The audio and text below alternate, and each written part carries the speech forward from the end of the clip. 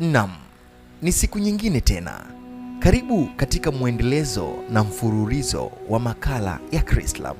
Na leo hii katika episode ya 3 tutakwenda kufahamu mafundisho ya Chrislam, Biblia na Quran, nafasi ya Yesu na muundo wa ibada. Katika ulimwengu wenye dini nyingi, wazo la kuchanganya Ukristo na Uislamu linaonekana kama jambo lisilowezekana. Lakini kwa wafuasi wa Chrislam, wanaamini kwamba Biblia na Quran zinasema kitu kimoja. Je, hilo linawezekana? Hii ni safari ya kutazama undani wa mafundisho hayo.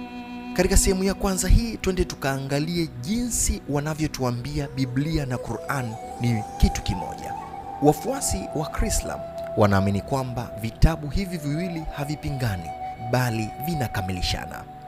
Wanadai kwamba Biblia ina ujumbe kuhusu upendo na wokovu. Quran nayo ina ujumbe kuhusu utii na sheria.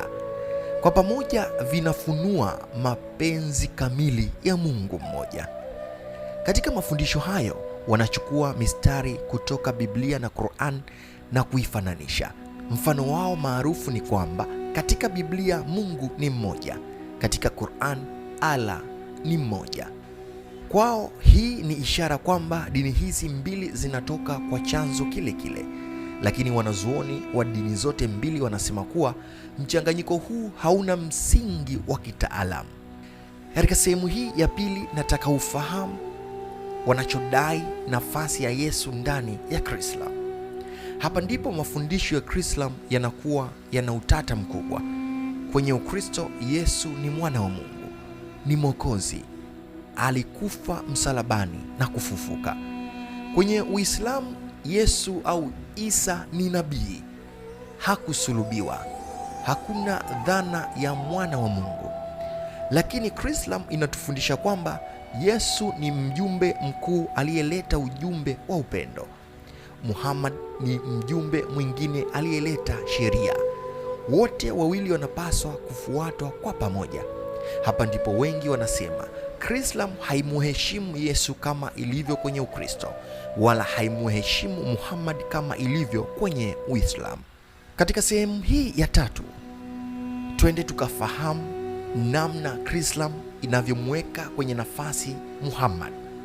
Kwa upande wa Uislamu, Muhammad ni nabii wa mwisho, mjumbe wa sheria za Allah, mtume anayetakiwa kufuatwa kikamilifu.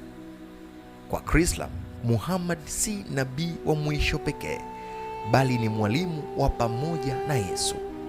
Mfumo huu wa kumweka Yesu na Muhammad katika cheo kimoja umezua ukosoaji mkali kutoka kwa pande zote mbili.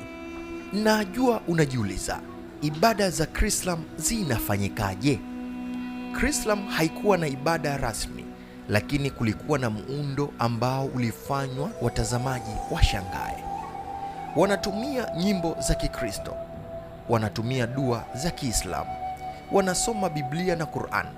Hakuna madhabahu rasmi, hakuna imamu wala mchungaji maalum. Katika ibada zao, wanaweza kusoma Zaburi kisha wakafuata na sura. Wanaweza kuimba wimbo wa kusifu kisha wakatoa dua ya Kiislamu. Wanaweza kumtaja Yesu na dakika chache baadaye wakamsifu Muhammad. Kwa wengi hii ilikuwa ibada yenye mchanganyiko, lakini kwao ilikuwa alama ya umoja. Wafuasi wa Chrislam wanafanya muktasari wa imani zao katika misingi minne. Msingi wa kwanza wa Chrislam, Mungu ni mmoja. Wanamwamini Mungu, Christianity, Allah, Islam. Na msingi wa pili, vitabu vyote ni maneno ya Mungu. Wanachanganya Biblia na Quran na hata mafundisho ya mitume mbalimbali.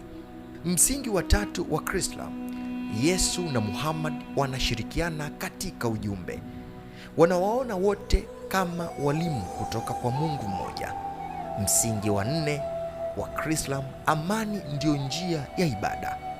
Kwao lengo la harakati si wokovu, bali amani ya jamii. Hapa ndipo wanakosolewa kwa kutoeleza wokovu ni nini, kutokuwa na mafundisho ya maisha ya milele, kutojibu maswali kuhusu dhambi, kukwepa mafundisho ya msingi ya dini zote mbili. Na sababu za kufundishwa mafundisho haya ni zipi? Kwa nini wafuasi wa Kristo wanafundishwa mafundisho haya? Moja, kupunguza migogoro ya kidini. Zaidi ya miaka 40 ya damu kumwagika Nigeria ilisababishwa watu kuwa na kiu ya suluhisho. Sababu nyingine ni kuunganisha vizazi.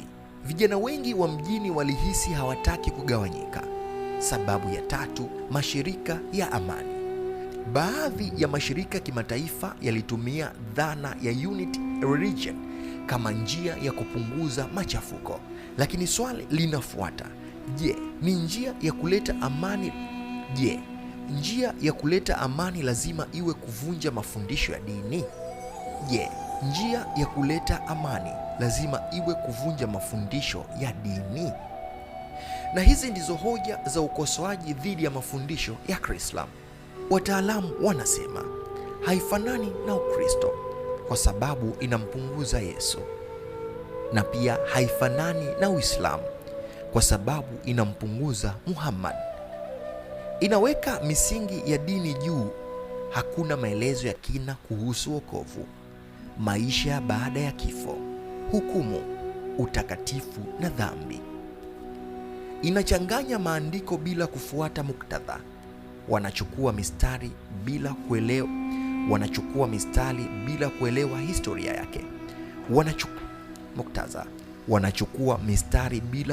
historia yake. Kwa hiyo kwa wengi Kristo si dini, ni harakati ya falsafa ya amani na sio mfumo wa imani. Mafundisho ya Kristo yanatoa picha ya umoja wa dini mbili, lakini kwa ndani yana maswali mengi kuliko majibu. Yanazungukwa na utata, mijadala na ukosoaji, lakini hii ni sehemu tu ya hadithi. Asante kwa kuendelea kufuatilia makala hii ya Kristo. Hii ni Togolai 24 TV. Nikusihi tu, kama bado hujabonyeza bata nyekundu iliyoandikwa subscribe, tafadhali bonyeza bata nyekundu ili kuweza kupata makala nyingi zaidi. Na katika makala inayofuata, episode ya 4, tutachambua tofauti za misingi kati ya Ukristo na Uislamu.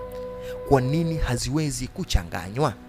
Utatu Mtakatifu na Tawhid, wokovu na matendo, Yesu na Muhammad, Biblia na Qur'an, msingi wa mwisho wa dunia. Hichi ndicho kitakuwa kipindi kizito kuliko yote.